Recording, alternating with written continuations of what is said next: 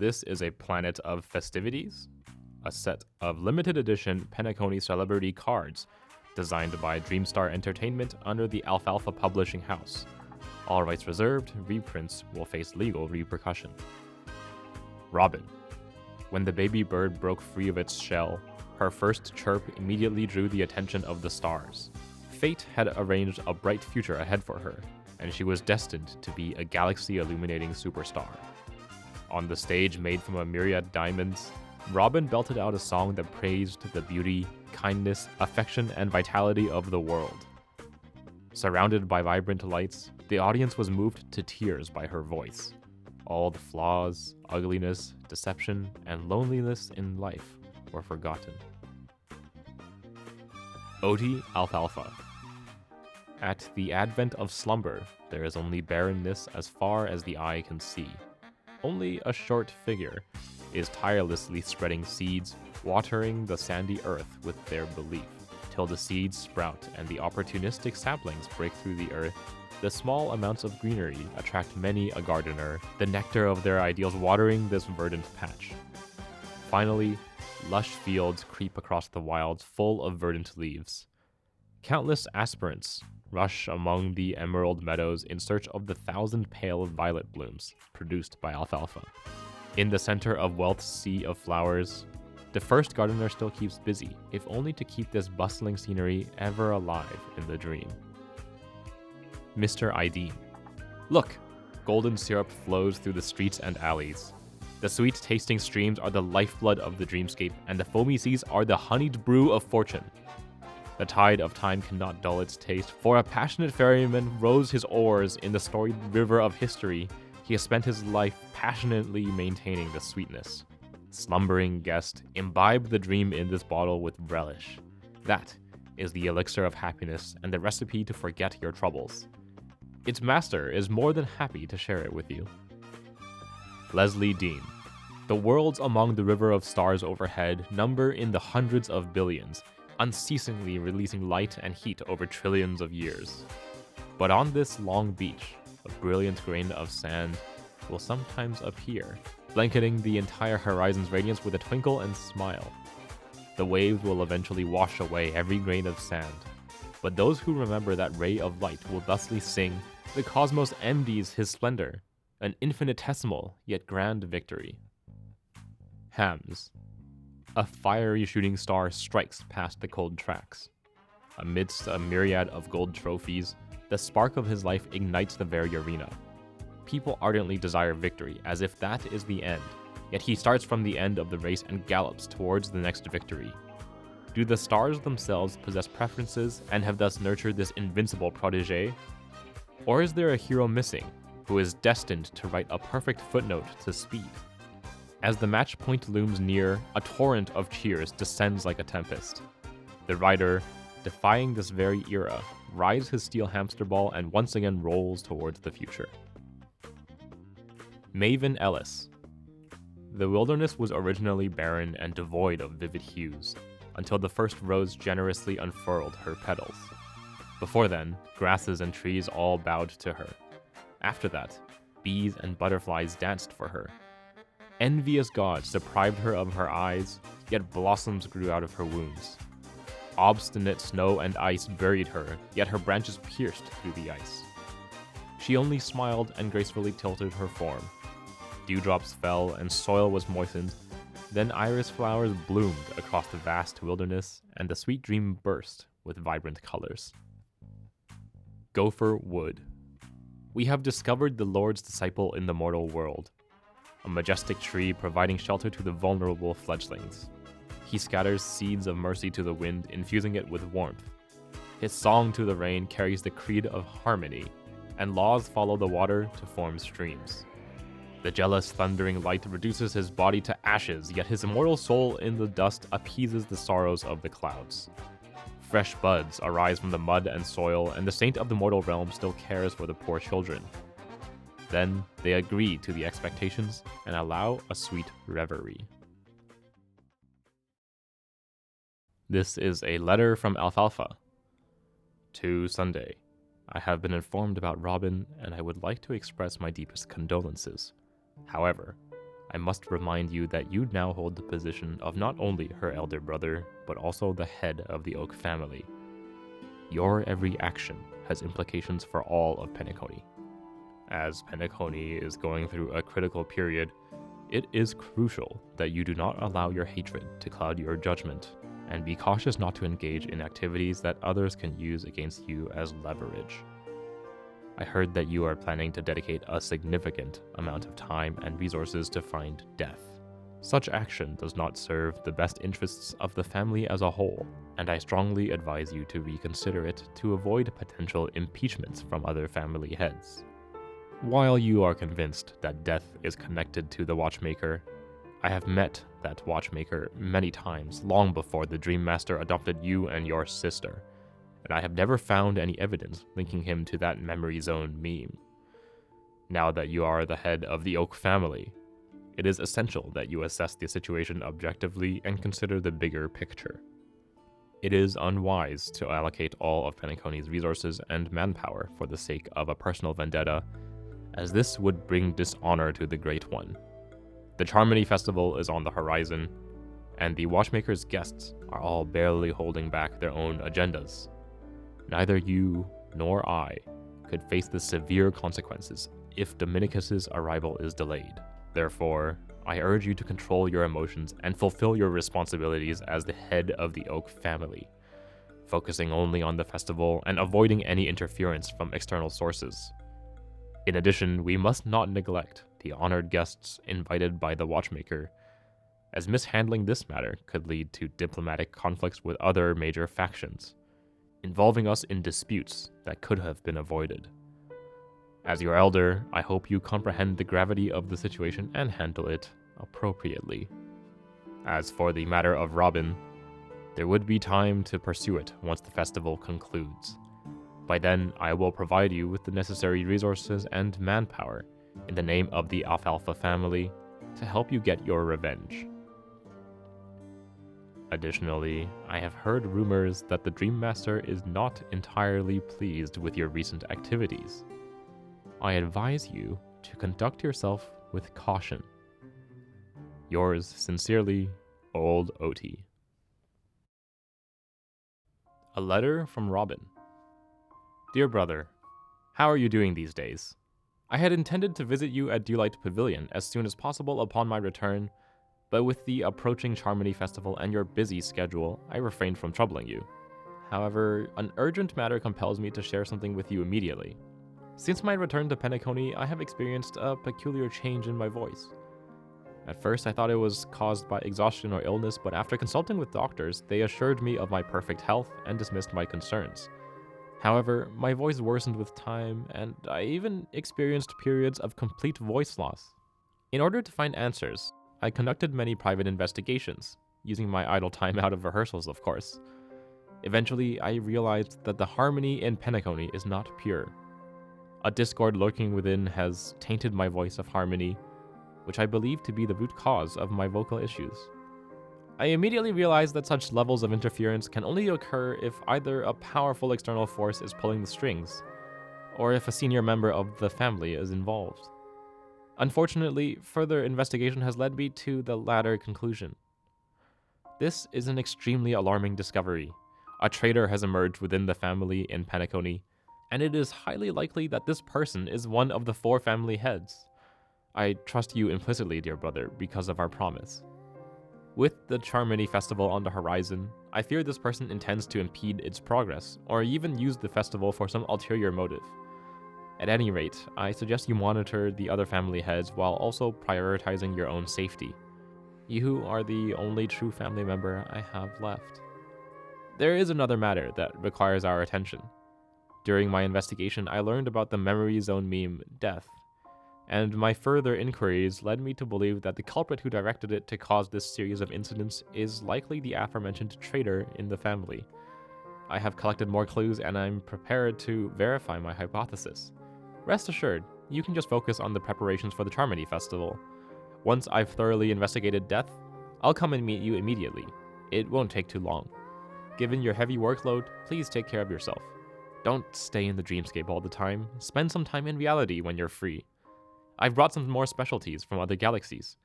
giant moa pudding tarts from Morillon, wild strawberries from Acognaco, known for their exceptional size and sweetness, which I'm certain you'll enjoy, and almond meringue cream cracknels from Medicia. Don't forget to enjoy them. May Shipe be with us. Your sister, Robin. Hi, it's Zui. Hope you've enjoyed the episode so far. This next work is going to be a little bit of a departure from the very direct references and pieces from the main characters of Penacony's cast, and instead we're going to be looking at a series of readables called Lewis's Art Critiques, where he talks about artwork drawn by an artist named Charlotte. This is going to be a little bit strange because it's not dealing exactly directly with our main cast, but I assure you that there's so many close parallels and references in the artworks and in the critiques that I thought it would be interesting to just read them out and see if you had any, see if you got anything from them. Because there's a piece among Charlotte's artworks called The Death of Robin, and Lewis himself goes on to talk about how Penacony is this kind of false dream where you get to experience the riches of life and luxury, but slowly you have your soul sucked away, and he talks about reality as a nightmare. And these are all themes that we explore in the story of Penacony in 2.0 and 2.1. And I, like most of you, am super excited to see the conclusion of Penacony in 2.2, along with the epilogue in 2.3. I'm going to be pulling for Robin myself, and yeah, probably Boot Hill as well. So I hope you enjoyed this next narration. Again, it's a little bit of a departure from the usual, but please do like and subscribe if you've been enjoying Honkai Narrated so far. Our next episode, which is releasing tomorrow, is going to be the first one dealing with the monstrous volume of text that's in the Elysian Realms Remembrance Vessels. So if you want to keep track of those, click the bell icon that will notify you for any new releases. Last week, I did release 3 episodes. That was a little bit of a strange one because of the Sparkle Jazz Night event. And for this week and for weeks going forwards, we will be going back towards the 2 episodes per week release schedule.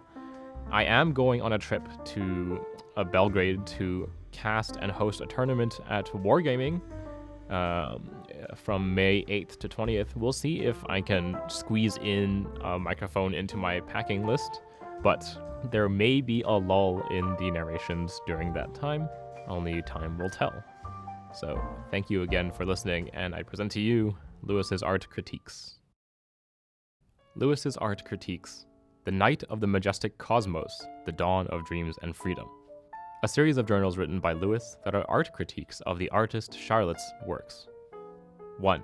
Night of the Majestic Cosmos, The Dawn of Dreams and Freedom. As the opening chapter in this series of criticisms, the work I have selected is Night of the Majestic Cosmos. This is an iconic work from the famous painter Charlotte's early life, and is also where the title of this series of notes takes its name. Just like their other early works, this painting has yet to receive the acclaim and praise it deserves to this day, because it has not yet showcased the artist's unique, dreamy, kaleidoscopic style. I wish to express my deepest regret for this. Let us first consider the painting itself. Beneath a vast and brilliant starry sky, a black lighthouse, symbolizing human civilization and order, looks frail and insignificant, like a small boat drifting in a boundless ocean. All it would take is a single storm or a lone tidal wave to completely wipe any trace of its existence from the face of the earth. And the composition of this image uses exaggerated lines that are perpetually flowing like a spiral. These lines devour everything like frothing waves, spinning, agitating, and upheaving, constructing everything, while deconstructing everything. As for technique, the artist's brushwork at this time was still a little underdeveloped, with a still immature palette, and compared to the dreamy style of later works, it is obviously too conservative and photorealistic. However, from this painting, we can easily glimpse into the artist's reflections on people and the world. When we look up to the stars, what are we looking at? Every time we look up and gaze out at the vast and inscrutable universe, we are inevitably faced with our own insignificance. Humans, or rather all civilizations of intelligent life, are nothing more than a fleeting and fragile candle flame before the unfathomable and mysterious might of nature. However, in this painting, all phenomena in the world, be it the eternal night sky, the boundless universe, the insignificant lighthouse symbolizing humanity, or the shaft of light beamed out from that lighthouse, are fundamentally just twisted lines randomly doodled by imaginary law. We come from the stars, and are no different to space dust. Everything in this world is ultimately meaningless. So, in this cold and empty tone, what answer has our painter given us? Take a look at the mysterious violet tones dotted into the indigo night sky. The constellations are giving off these gentle, pale, yellow lights. These lights contrast and harmonize with the flame in the lighthouse, so we feel the restless joy of time passing, but also warmth, ignited in this cold, long night. Thanks to these colors, those messy and restless lines no longer look cold and ruthless because they are faithful to nature. They still flow, looping back and forth, never stopping, but they emanate a gentle halo, due to having been stained by the warmth of human souls, bringing a touch of life to the vast and empty night sky.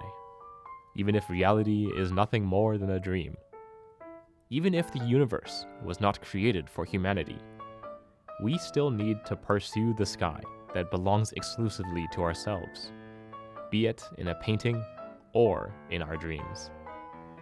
Volume 2, Coastline, Metamorphosis and Rebirth. In this edition, we will briefly critique the painter's breakout masterpiece, Coastline. As an important messenger leading the painter into the public eye, the brushstroke techniques in this painting are more mature, and the painter's unique dreamy style has basically taken shape. Numerous interpretations of this piece have been offered up by art critics and academics. Those famed works are familiar to all, so I won't repeat them here. Rather, this author shall continue on the same train of thought as before. An analysis of the artist, starting with the work.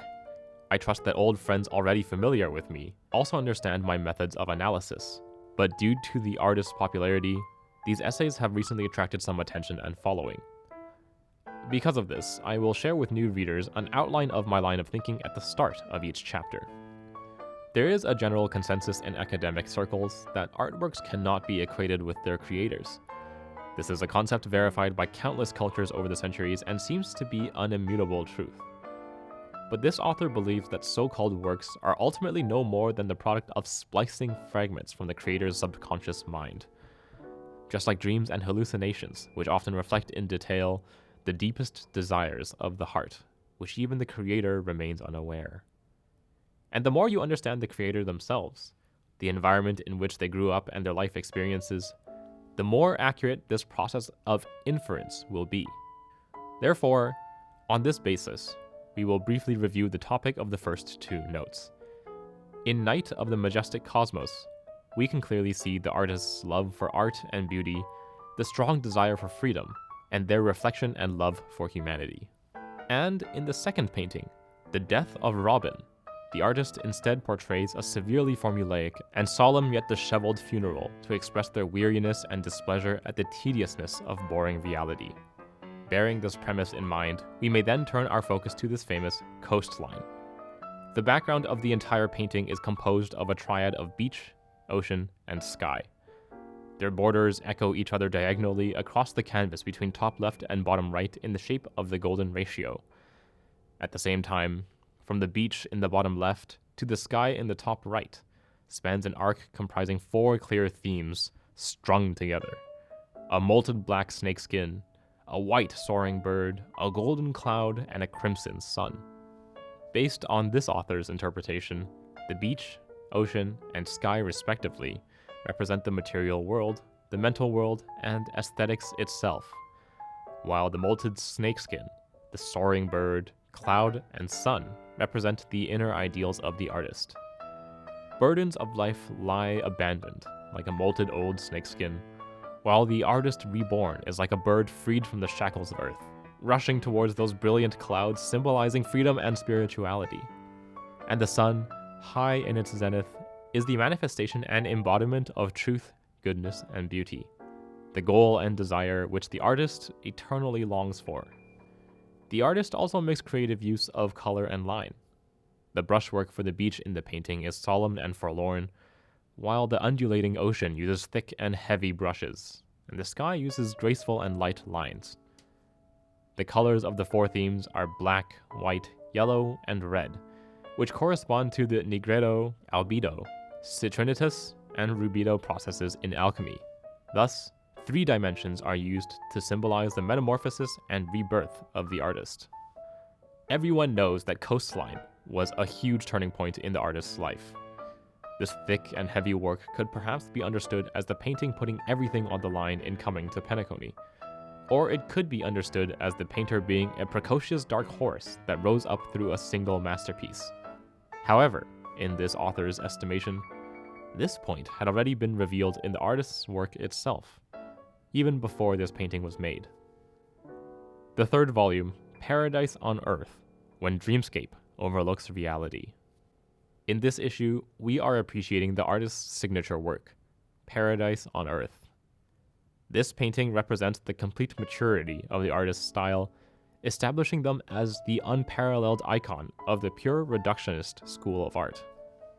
However, before formally discussing this work, please allow me to share a piece of good news. After reading the previous issue, the artist actually replied to my comments to express appreciation and endorsement for my series of analyses.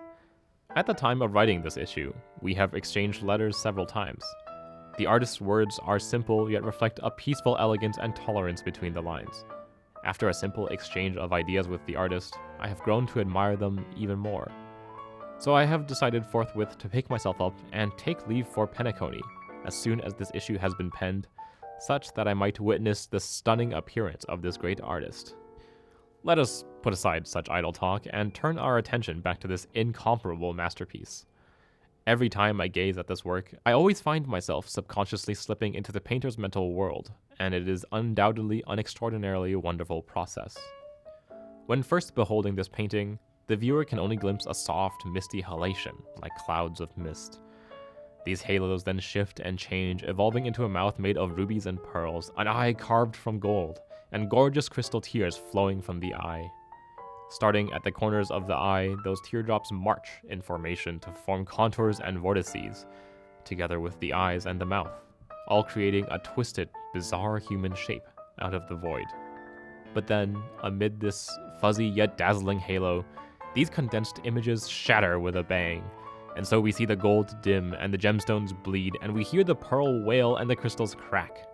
These delicate creations are now filled with searing pain, as though trapped within a cruel nightmare of shadowy terror from which they can never awaken. Meanwhile, we are startled awake by these uncanny dream fragments, falling headfirst back into reality, a cruel nightmare of shadowy terror from which we can never awaken. Here, the artist has shown us an abstract yet very real nightmare. By using a light and splendid palette, she gives those vague concepts and real desires a tangible shape before ruthlessly smashing them to pieces. Who would have thought that a fleeting halo symbolizing creativity would sink into vulgar luxury?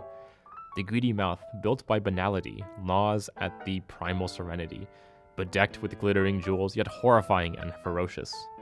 Those once clear eyes corrupt into gold by vulgar contamination, and even the flowing tears are unavoidably dried and congealed into dazzling crystals. Where, then, does this plague of ostentation come from? Thriving Penacony, rapturous Penacony, you bring humans dreams and entertainment, yet breed all sin under your cover. Song, dance, wine, and gambles fill up people's bodies and simultaneously drain their souls. So, then, how many have drowned so far in that mirage and intangible dream, only to become a joyous and bloated cadaver? As for this invisible spiritual disaster, the artist keenly takes in the entire scene at once and performs deep reflections. She smashes them one by one, giving up perspective, abandoning logic, dissolving boundaries. The artist uses a bright, light color palette to refine, recreate, and brutally shatter this nightmare of vain luxury. This is a fierce duel between destruction and recreation with arrogance hidden among the serenity. The artist uses it to complete her own pilgrimage, a journey home for the pure of soul. And when we peer through these crazed appearances into the soul of the artist, one that's delicate yet wild, aloof yet scorching, then our souls too shall quiver akin to hearing the first bolt in a thunderstorm. The author remains curious. What kind of life experiences formed such astonishing genius? And now I will personally visit the residence of this great artist to seek out an answer. From here on out, I, too, will be embarking on a pilgrimage of my own.